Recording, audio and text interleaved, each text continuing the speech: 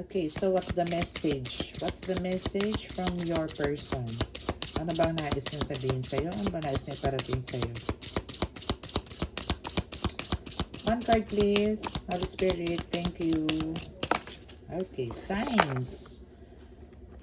Signs, what about the signs? I saw the signs. Okay, I'm reminded of you constantly. I have been seeing so many signs and synchronicities that reminds me of you. Wow.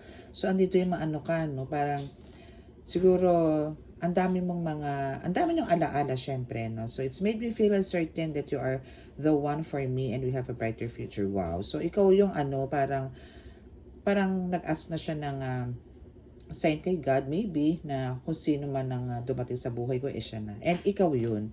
So now is andito yung parang gusto niya na i-figure out no kung paano sundin yung mga ganon na ibinigay sa kanyang wishes no or signs no since andyan ka na nga sa life niya. So now is andito yung umaasa siya na sooner no or talagang eto na yung tinatawag na ikaw daw ang kanyang the one. Amen.